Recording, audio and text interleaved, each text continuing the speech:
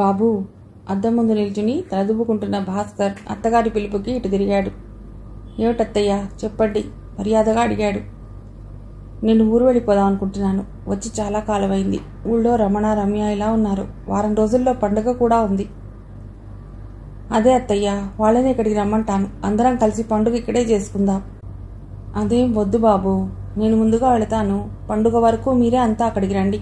మీరంతా కూడా అక్కడికి రాక చాలా కాలమైంది అంటూ దుర్గాంబ అల్లుడు వాళ్ళని తనింటికి ఆహ్వానించింది. అయ్యో పరంధామా, నీవిలా అర్ధాంతరంగా హఠాత్తుగా ఊరెళ్ళిపోతే ఇక్కడ నా గతేం కానమ్మమ్మా. నన్ను స్కూల్ నుండి తీసుకొచ్చేదెవరు? నా స్కూల్ బ్యాగ్ మోసేదెవరు? అక్కడే ఉన్న సూరిబాబు 2 చేతులతో తలబట్టుకుని బోల్డు బాధను ఒలకబోయసాగాడు. వెర్రి నాగన్నా, నిజంగా నీ బరువైన పుస్తకాల బ్యాగ్ మోయటం, బడి వరకు కాలినడకన రావటం, ఇవన్నీ నా శరీరానికి వాకింగ్ లాగా, వ్యాయామం లాగా బాగా ఉపయోగపడ్డాయిరా. అందుకనే కాస్త లావు తగ్గాను అని నవ్వుతూ దుర్గాంబ మనవాణ్ణి ప్రేమగా దగ్గరికి తీసుకుంది ఆప్యాయతతో. అదే అమ్మమ్మ, ఇంకొద్ది నెలలు నీవు ఇక్కడే ఉండు. వేసవి సెలవులు వచ్చే వరకు. అప్పటి వరకు నీవు పూర్తిగా సన్నబడిపోతావు. సెలవుల్లో నేను కూడా నీతో పాటు మీ ఊరు వస్తానమ్మమ్మా.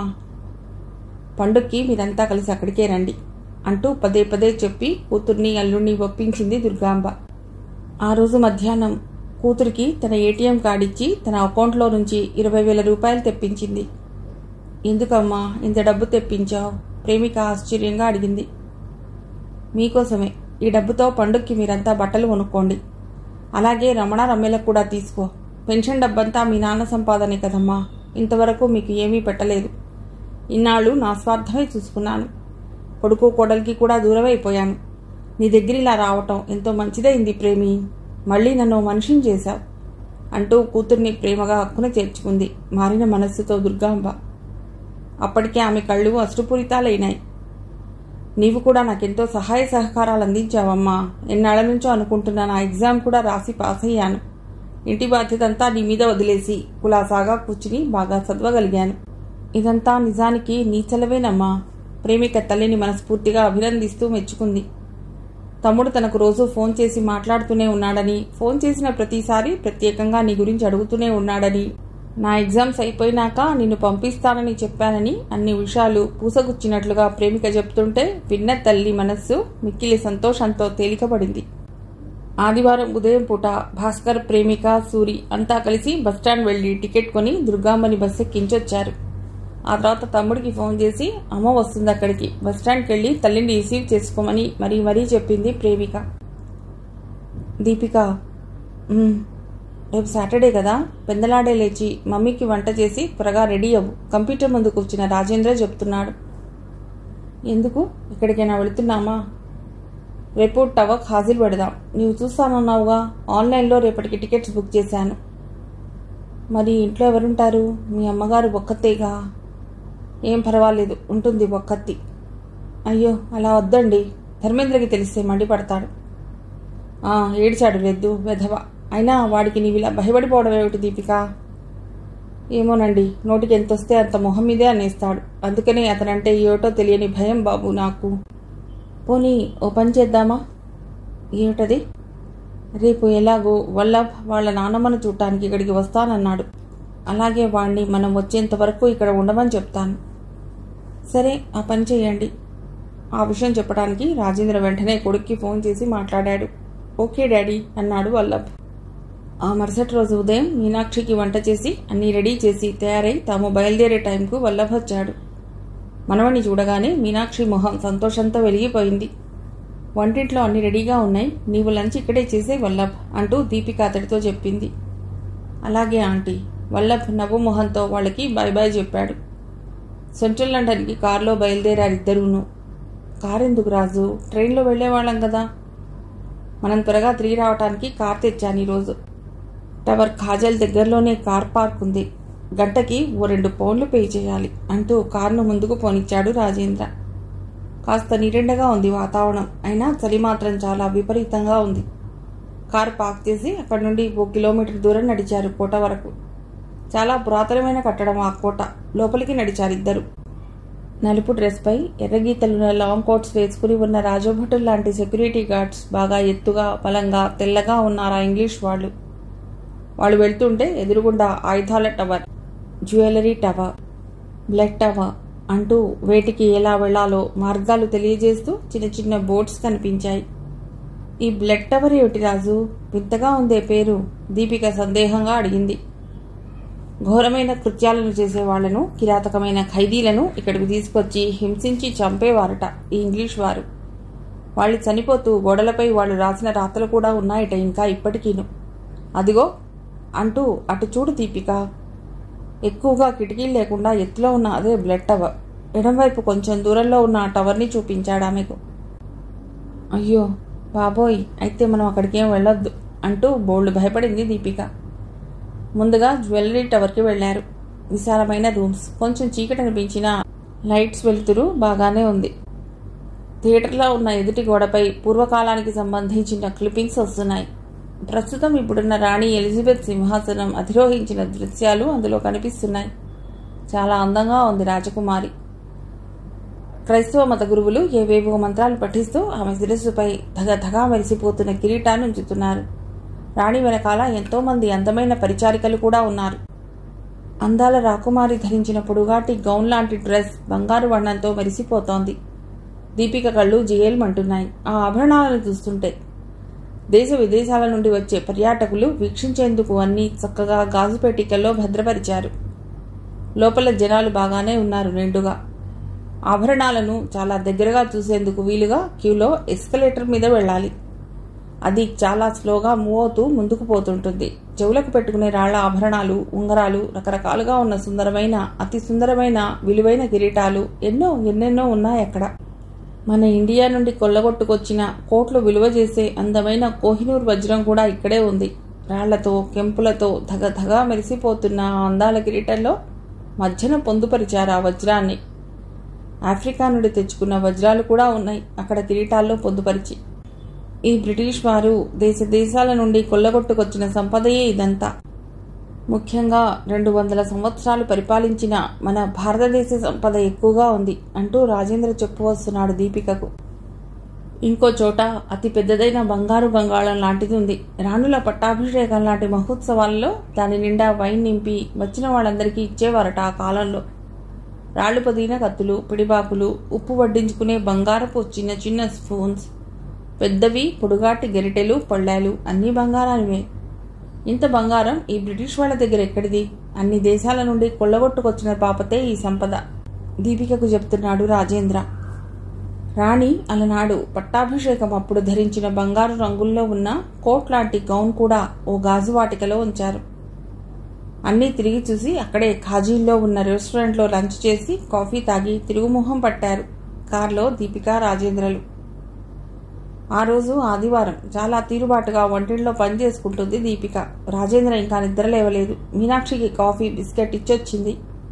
ఇండియాకి భాస్కర్కి ఫోన్ చేసి మాట్లాడదామని చాలా రోజులుగా అనుకుంటూనే ఉంది. కానీ కుదరడం లేదు ఇంతవరకు. ఈరోజు ఎలాగైనా ఫోన్ కలిపి భర్తీతో మాట్లాడాలని నిర్ణయించుకుంది. ఇక ఆలస్యం చేయలేదు. వెంటనే ఇండియాకి భాస్కర్ నంబర్కు డయల్ చేసింది. ఫోన్ రింగ్ అవుతుంది కానీ ఎవరూ ఎత్తడం లేదు. మళ్లీ ఓ మారు ట్రై చేసింది దీపిక. ఈ మారు వెంటనే హలో అన్న మొగ గొంతుక వినపడింది. భాస్కరే. చటుక్కున గుర్తుపట్టింది మరిది గొంతును. ఒక్క క్షణం కంగారుతో ఆందోళనకు లోనైంది ఆమె మనస్సు. హలో భాస్కర్, నేను మెల్లిగా గొంతు పెగుల్చుకుని అంది. ఓ మీరా వదినా, ఎన్నాళ్లకు మీ నుండి ఫోన్ రావటం? నాకు బహు ఆనందంగా ఉంది. మీరెలా ఉన్నారు? లండన్ లైఫ్ ఎలా ఉంది? బాగున్నాను భాస్కర్. ప్రేమిక, సూరిబాబు ఎలా ఉన్నారు? అందరం బాగున్నా వదినా. నా మీద నీకు ఎలాంటి కోపం రాలేదా భాస్కర్? కోపమా? నీ మీదనా? ఎందుకని? భలేదాని వదినా. నేను వేటిని లోతుగా పట్టించుకోను. నా స్వభావం క్లుప్తంగా తెలిసి కూడా మీరిలా అడగటం ఏం బాగోలేదు. మీరక్కడ సుఖంగానే ఉన్నారు కదా? మనిషి జీవన నేపథ్యంలో సుఖం అనేది మహాసముద్రంలో ఎగిసిపడే కెరటం లాంటిది భాస్కర్. దానికి స్థిరత్వం ఉండదు. దీర్ఘకాల అనారోగ్యంతో భరించరాని బాధలు అనుభవించి మీ అన్నయ్య సుధాకర్ పోయాక ఒంటరినైన నా జీవితమే అస్తవ్యస్తంగా తయారైంది. అక్కడ ఉండలేకపోయాను. ఆర్థికంగా కాస్త ఎదగాలి. మనీషా పెళ్లి చేయాలన్న కోరికతో, ఆశతో ధైర్య సాహసాలను చేర్చుకుని ఈ లండన్కి వచ్చాను. అనుకోని పరిస్థితిలో రాజేంద్రతో పరిచయమై ఇలా జరిగిపోయింది. నిజంగా అన్నయ్య మరణం మనకందరికీ తీరని హృదయవేదనను మిగిల్చింది వదినా. మనిషి అన్నీ తాను కోరుకున్నట్లుగానే జరగాలనుకుంటాడు. దానికి వ్యతిరేకంగా జరిగినప్పుడు అసహనంతో, అలజడితో మనస్సు మీరన్నట్లు అస్తవ్యస్తం కావటం సహజమే వదినా అంటూ ఇంకా ఏదో మాట్లాడుతున్న భాస్కర్ మాటలకు మధ్యలోనే అడ్డు తగిలింది దీపిక. ఎందుకంటే ముందు గదిలో ఉన్న మీనాక్షి ఉన్నట్లుండి ఎందుకనో ఏడుస్తూ పెద్ద గొంతుకతో గావుకేకలు పెడుతున్నట్లుగా ఆ ఆ అని అరుస్తోంది. సారీ భాస్కర్, ఫోన్ పెట్టేస్తున్నాను, మళ్ళీ చేస్తాను కంగారుగా భయంగా అంటూ ఫోన్ పెట్టేసిన దీపిక ఒక్క ఉదుటిన పరిగెత్తుకొచ్చింది యువతలికి. అక్కడి దృశ్యం చూసి భయభీతితో రాజు అంటూ పైన బెడ్రూంలో పడుకుని ఉన్న రాజేంద్రని ఉద్దేశించి బిగ్గరగా అరిచింది దీపిక. దీపికకు ఓ పక్క చాలా టెన్షన్గా ఉంది, మరో పక్క త్వరలో మనీషా రాబోతోందని ఆనందంగా ఉంది. తాను భాస్కర్కి ఇండియాకు ఫోన్ చేసి మాట్లాడుతుంటే మీనాక్షి పెద్దగా అరుస్తున్న అరుపులకు భయపడి హాల్లోకి వచ్చి చూసేసరికి మంచంపై ఓ చెయ్యి కాలు స్వాధీనంలో లేక వంకరపోయిన మూతితో వికారంగా మారిన మొహంతో పెద్దగా అరుస్తూ గిజగిజా కొట్టుకుంటుంది బాధతో. గుండె గుబేలుమంది ఆమెకు ఆ దృశ్యం చూసి. పైన బెడ్రూంలో నిద్రపోతున్న రాజేంద్రను గట్టిగా కేకేసి పిలిచింది. కింగ్ జార్జ్ హాస్పిటల్కు ఫోన్ చేసింది. అంబులెన్స్ రాగానే ఆవిడందులో చేర్చి ఎమర్జెన్సీ వార్డులో ఉంచారు. పెరాలసిస్ స్ట్రోక్ వచ్చిందని డాక్టర్లు చెప్పారు. మీనాక్షి పరిస్థితి సీరియస్గా ఉంది. అన్నగారి నుండి ఫోన్ రాగానే జితేంద్ర, ధర్మేంద్ర తల్లిని చూడటానికి ఆ సాయంత్రానికల్లా హాస్పిటల్కి వచ్చారు. మీనాక్షికి మాట్లాడడం సరిగ్గా రావటం లేదు. ట్రీట్మెంట్ జరుగుతోంది. కాలు చెయ్యి కూడా స్వాధీనంలో లేవు. ఇలాంటి విపత్తు సమయంలోనే మనీషా ఇక్కడికి రాబోతోంది. తాను రాజేంద్ర కలిసి ఎయిర్పోర్ట్కి వెళ్ళాలి. ఏం చేయాలో తోచడం లేదు దీపికకు. అలాంటి సమయంలో మీరెళ్ళండి ఎయిర్పోర్ట్కి, నేను ఇక్కడ ఉండి మమ్మీని చూసుకుంటాను అంటూ జితేంద్ర కొండంత అభయం ఇచ్చాడు వాళ్ళకి. రాజేంద్ర, దీపిక ఇద్దరూ కారులో బయలుదేరారు. ప్యారిస్లో తాను కూతురి కోసం, నిహార్ కోసం కొన్న వస్తువులన్నీ ప్యాక్ చేసుకుని కారులో పెట్టుకుందామే.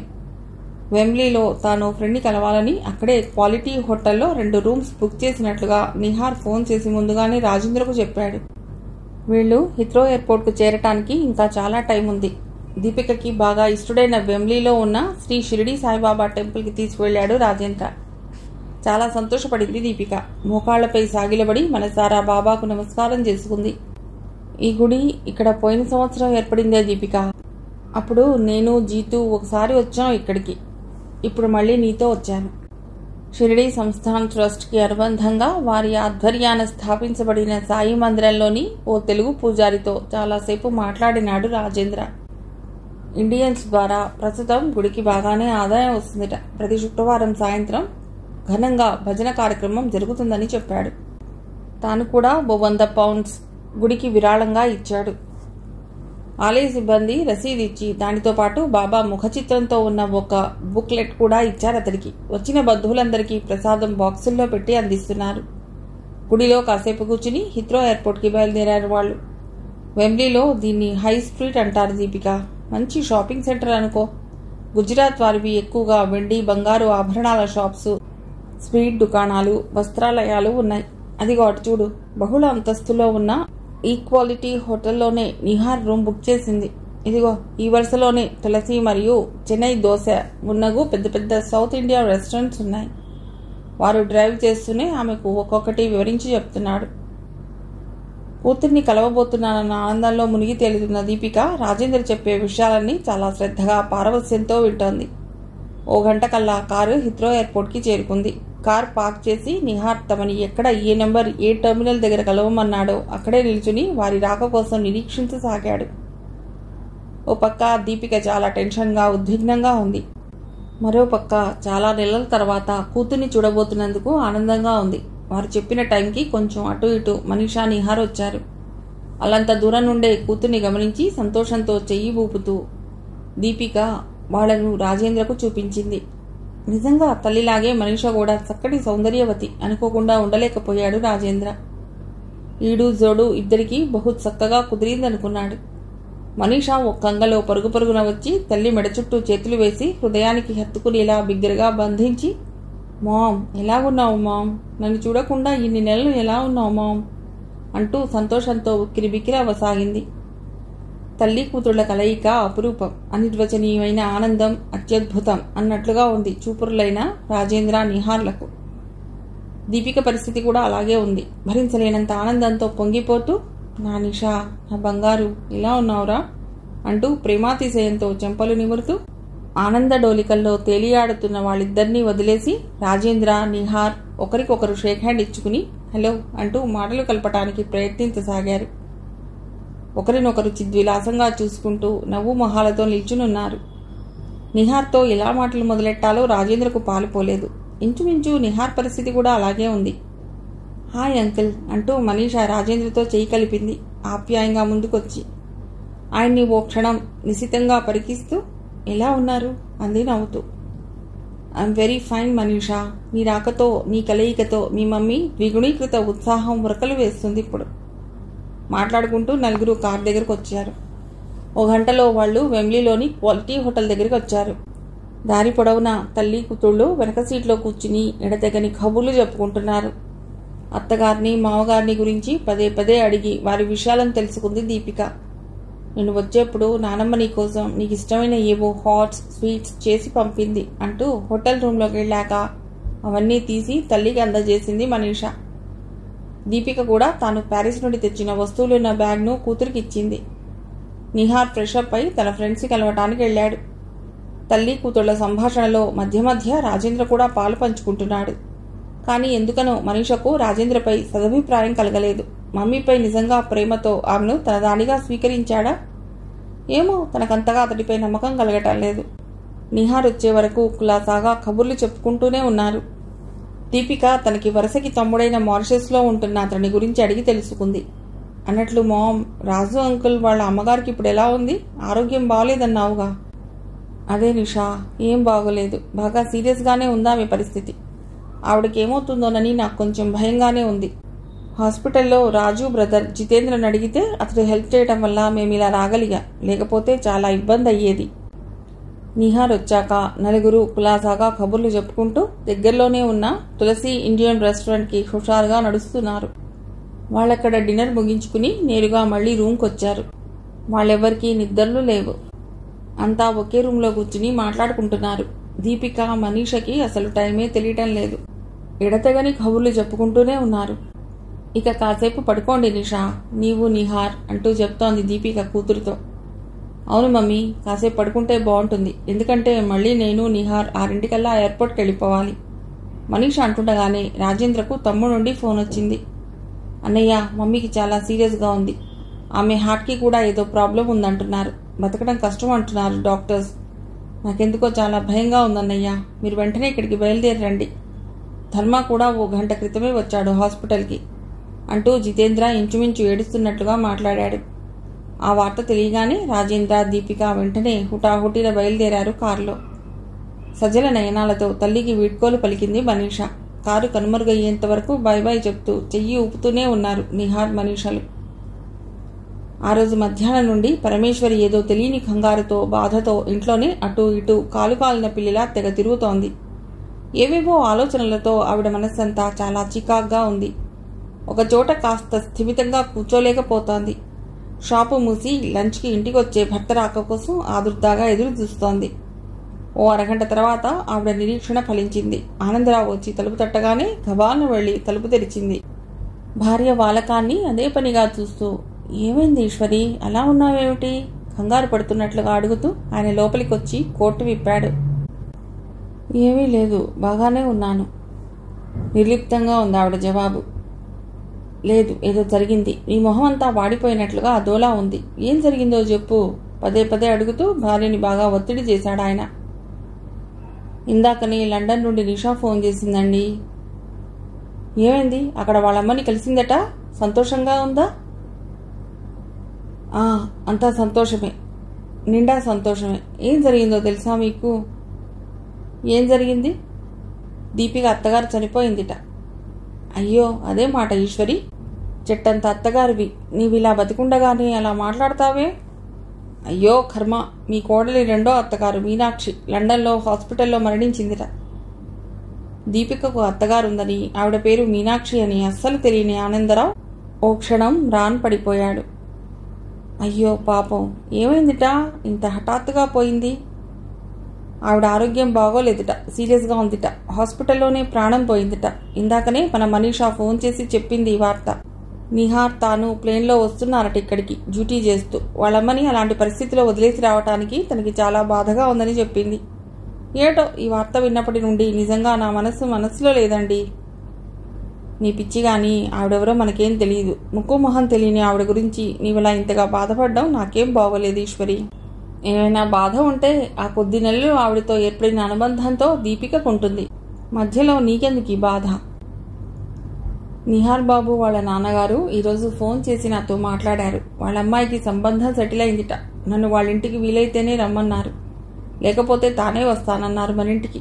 ఈ 2 పెళ్లిళ్ళు 2-3 వారాల్లో ఒకే కళ్యాణ మంటపంలో జరగాలట. నేను ఈ శుభవార్త మోసుకుని వస్తే నీవేమో ఏడుపు మొహంతో ఎదురొచ్చావు.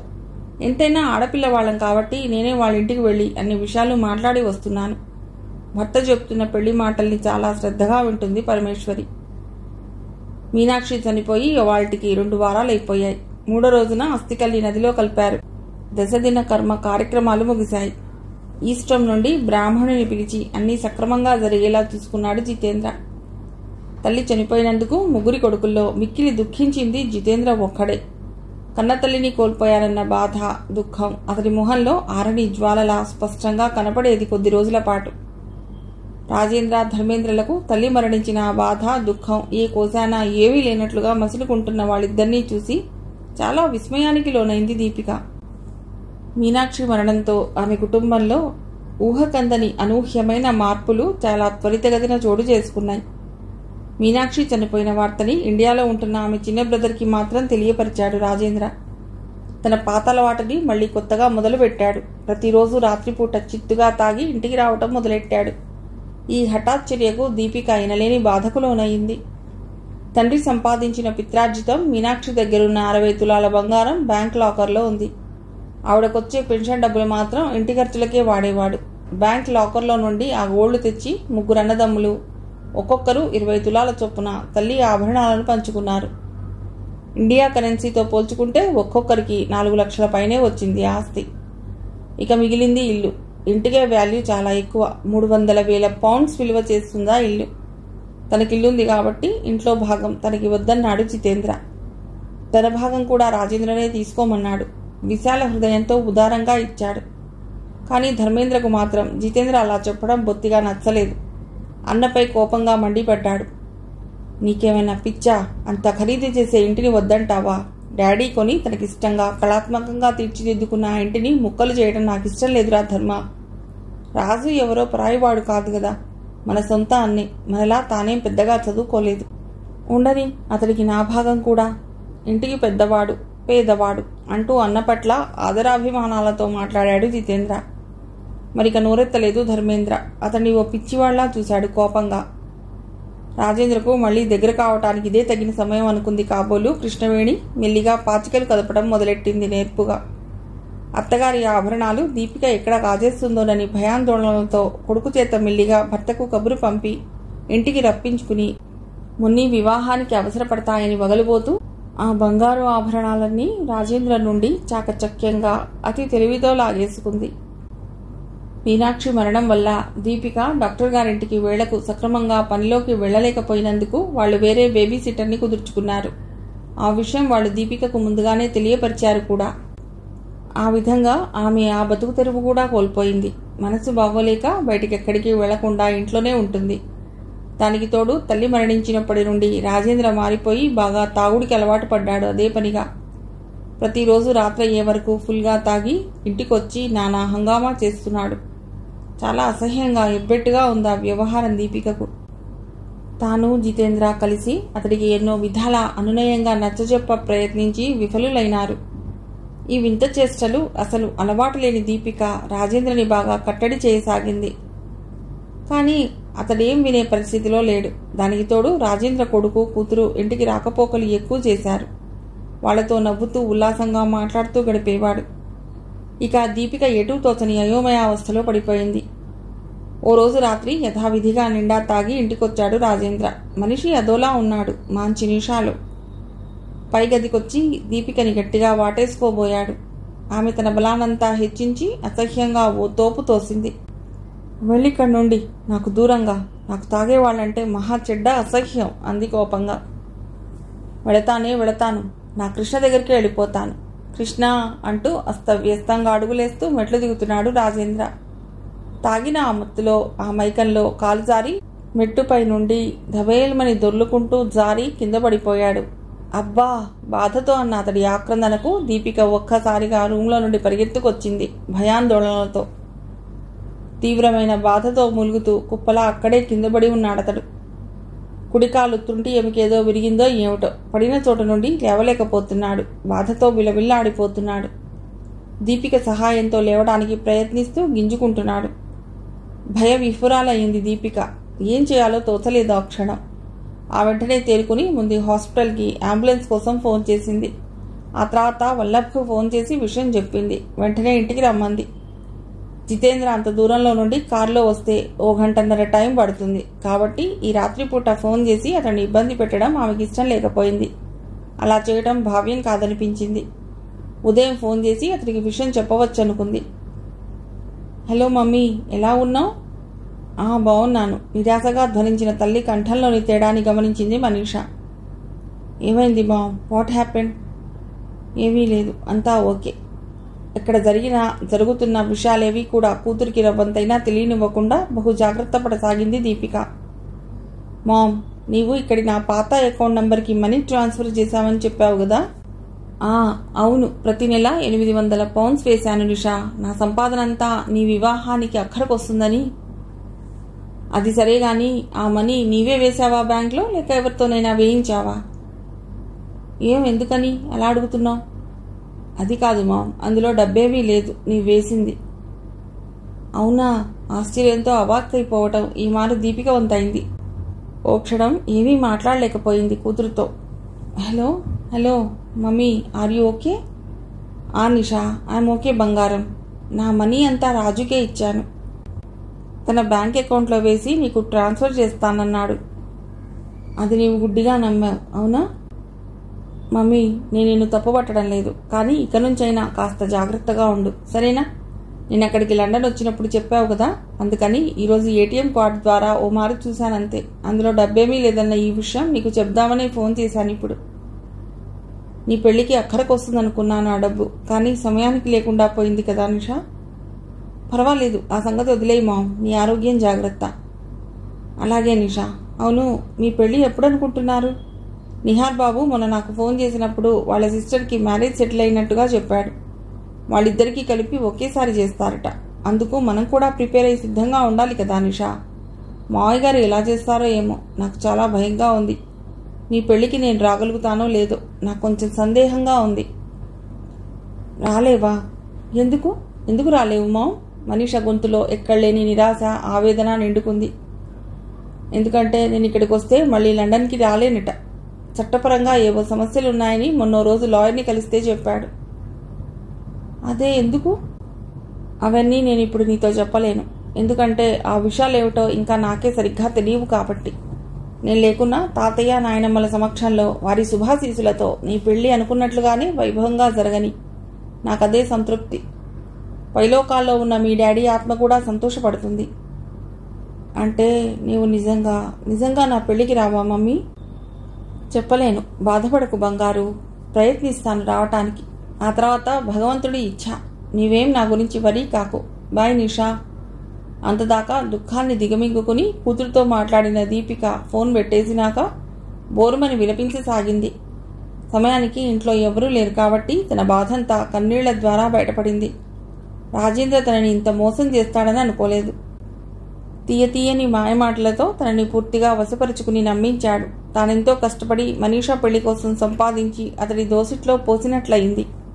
అతన్ని పూర్తిగా నమ్మింది. తన డబ్బు మనీషకు మారిషస్కు ట్రాన్స్ఫర్ చేశాడనే అనుకుంది. ఇన్నాళ్ళు వెర్రిగా. అతని పట్ల ఎప్పుడూ తనకు అనుమానం, అపనమ్మకం కలగలేదు ఇంతవరకును. అలా కలగకుండా అతడు ప్రవర్తించిన విధానాన్ని అన్ని విధాలా నమ్మి నిండా మోసపోయింది ఈనాడు.